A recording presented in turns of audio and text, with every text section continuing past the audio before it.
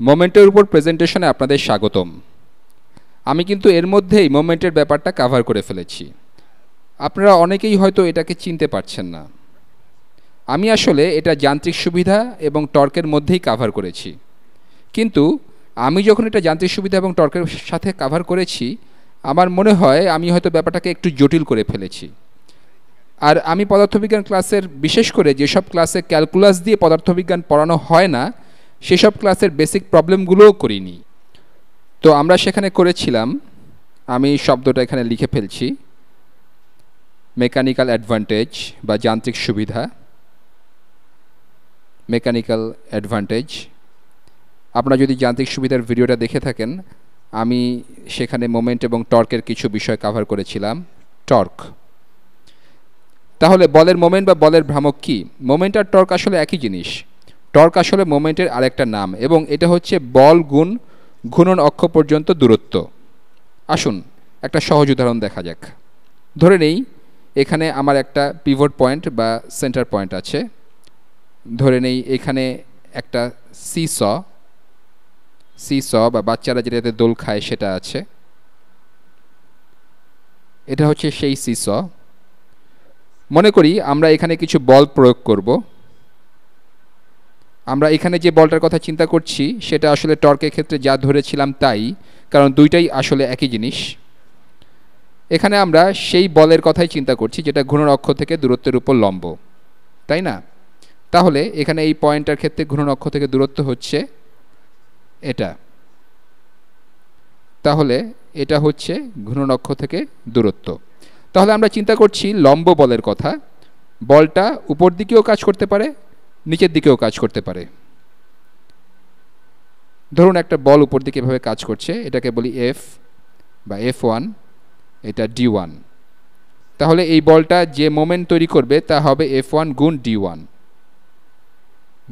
D1, অথবা লম্ব বল গুণ মোমেন্ট আর্ম দূরত্ব। এটা হলো মোমেন্ট আর্ম দূরত্ব, মোমেন্ট আর্ম। আপনি যদি সিম্পল মেশিনের কথা বলেন তবে সেখানে প্রায় এটাকে লিভার আর্ম দূরত্ব বলা হয়। আমার মনে হয় আমি টর্কের ভিডিওটাতে এই টার্মটা ব্যবহার করেছি, মোমেন্ট আর্ম। তাহলে ব্যাপারটা কেন এত মজার? প্রথমেই এই বল গুণ দূরত্ব বা বলের মোমেন্ট বা টর্ক, এটাকে যদি অন্য মোমেন্ট বা টর্ক দিয়ে নিষ্ক্রিয় করা না হয়, তাহলে এই উদাহরণের সিসটাকে ক্লকওয়াইজ বা ঘড়ির কাঁটার ঘূর্ণনের দিকে ঘুরাবে, তাই না? যেহেতু পুরো জিনিসটা এখানে সংযুক্ত আছে, এটা ক্লকওয়াইজ ঘুরবে। এটাকে ক্লকওয়াইজ ঘুরতে না দেওয়ার একমাত্র উপায়, আমি যদি এটাকে এভাবে রাখি, আপনি জানেন যে জিনিসটা এভাবে নিচের দিকে যাবে। তো আমি যদি তা ঘুরতে দিতে না চাই, তবে আমাকে উপরের দিকে এখানে একটা বল প্রয়োগ করতে হবে। তাহলে ধরি আমি এখানে উপরের দিকে একটা বল প্রয়োগ করলাম, যেটা আগেরটাকে সম্পূর্ণভাবে নিষ্ক্রিয় করে দেয় এবং সিসটাকে ঘুরতে দেয় না, এবং সেটা হলো F2, এবং এটা ঘূর্ণন অক্ষ থেকে D2 দূরত্বে আছে। এটা কাউন্টার ক্লকওয়াইজ কাজ করবে। তাহলে এটা এভাবে যেতে চাইবে। তাহলে মোমেন্টের নীতি আমাদের বলে যে, যেটা আমরা নেট টর্ক নিয়ে কথা বলার সময় শিখেছিলাম, এই বল গুণ এই দূরত্ব সমান এই বল গুণ এই দূরত্ব। তাহলে F1 D1 সমান সমান F2 D2। অথবা আমরা যদি এটাকে দুই পাশ থেকে বিয়োগ করে দেই, আমরা পাই F2 D2 বিয়োগ F1 D1 সমান 0। আমরা টর্ক নিয়ে কথা বলার সময় আসলে এই জিনিসটাই পেয়েছিলাম। টর্কের নীতি অনুযায়ী কাউন্টার ক্লকওয়াইজ ঘূর্ণনের জন্য এটা পজিটিভ। এই উদাহরণে এটা কাউন্টার ক্লকওয়াইজ ঘূর্ণন, এবং আমরা যদি ক্লকওয়াইজ ঘূর্ণন পাই তবে এই টর্ক নেগেটিভ। এটা একটা সাধারণ নীতি, কারণ টর্ক একটা সুডো ভেক্টর। তবে আমি আপনাদেরকে বিভ্রান্ত করতে চাচ্ছি না। তাহলে আমরা দেখলাম মোমেন্টের এই সমস্যাটা আসলে একদমই সোজা। আসুন আরও কয়েকটা অঙ্ক করা যাক। আপনি যখন অনেকগুলো সমস্যার সমাধান করবেন তখন বিষয়টা অনেক সহজ হয়ে যাবে। আমি সবুজ কালিতে লেখা জিনিসগুলো মুছে দিচ্ছি। আসুন ধরে নেওয়া যাক আমি এগুলোর মান হিসেবে কিছু সংখ্যা ধরে নেই। আমি এগুলো মুছে দিচ্ছি। আমি সব কিছু মুছে দিলাম। এবার শুরু করি। আমি আবার লিভার আর্ম আঁকছি। আমরা যখন টর্কের বিষয় শিখছিলাম, আমরা শিখেছিলাম যে একটা বস্তু ঘুরবে না যদি এটার উপর নেট টর্ক বা সবগুলো টর্কের সমষ্টি শূন্য হয়। এবং আমরা সেই একই নীতি এখানে প্রয়োগ করতে যাচ্ছি। এখন যদি বলি আমার আছে, আসুন আমরা ভর নিয়ে চিন্তা করি। আমার মনে হয় সেটা অনেক বিষয় সহজে ব্যাখ্যা করতে সাহায্য করবে এবং সিসয়ের এই উদাহরণটা আরও কিছুটা বাস্তবসম্মত করবে। ধরে নেই এখানে 5 কিলোগ্রাম ভর আছে, 5 কিলোগ্রাম ভর। আরও ধরি এখানে অভিকর্ষ ত্বরণ আছে 10 মিটার পার সেকেন্ড স্কোয়ার। তাহলে এখানে নিচের দিকে কত বল কাজ করবে? তাহলে নিচের দিকে বলটা হচ্ছে ভর গুণ অভিকর্ষ ত্বরণ, আর সেটা হচ্ছে 50 নিউটন। ধরি এখানে দূরত্ব বা মোমেন্ট আর্ম দূরত্ব বা লিভার আর্ম দূরত্ব, ধরি এখানকার এই দূরত্ব হচ্ছে 10 মিটার। ধরি আমার আরেকটা ভর আছে, ধরি এটা হচ্ছে কি ধরবো, ধরা যাক 25 কিলোগ্রাম। না থাক, বরং ধরি যে সেটা হলো 10 কিলোগ্রাম। ধরি আমাদের 10 কিলোগ্রামের আরেকটা ভর আছে, 10 কিলোগ্রাম ভর, এবং আমি এটাকে ফালক্রাম বা ঘূর্ণন অক্ষ হতে কিছু দূরে ডি দূরত্বে রাখতে চাই, যাতে এটা সম্পূর্ণভাবে এই 5 কিলোগ্রাম ভরকে নিষ্ক্রিয় করতে পারে। তাহলে ঘূর্ণন অক্ষ হতে কত দূরে আমাকে 10 কিলোগ্রাম ভরটাকে রাখতে হবে? এটা হচ্ছে সেই দূরত্ব, তাই তো, ভর কেন্দ্র পর্যন্ত দূরত্ব। তাহলে এই 10 কিলোগ্রাম ভরটি নিচের দিকে কত বল প্রয়োগ করছে? 10 কিলোগ্রাম গুণ 10 মিটার পার সেকেন্ড স্কোয়ার, এবং এটা হচ্ছে 100 নিউটন। তাহলে এটা কিভাবে কাজ করছে? এটা কাউন্টার ক্লকওয়াইজ কাজ করছে, তাই না? আর এটা কাজ করছে ক্লকওয়াইজ, ঠিক আছে? তাহলে তারা পরস্পরকে নিষ্ক্রিয় করছে। এটা আমরা কয়েকভাবে করতে পারি। তাহলে আমরা বলতে পারি 50 Newton counter clockwise moment, 50 Newton গুণ 10 মিটার।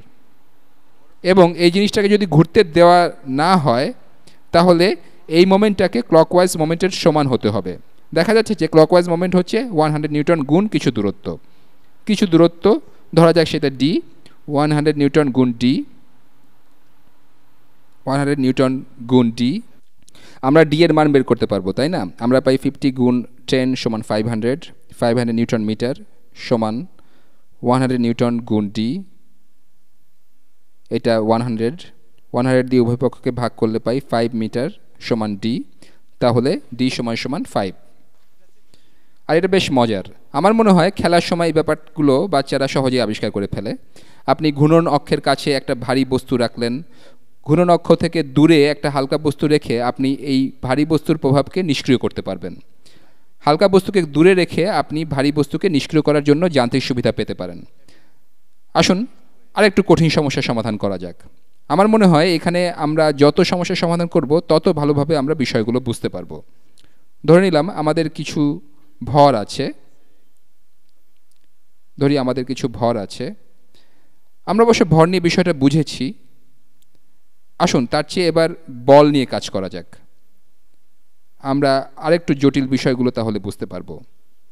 এটা হচ্ছে সেন্টার, এখানে একটা বল আছে, এটা 10 নিউটন, ক্লকওয়াইজ কাজ করছে।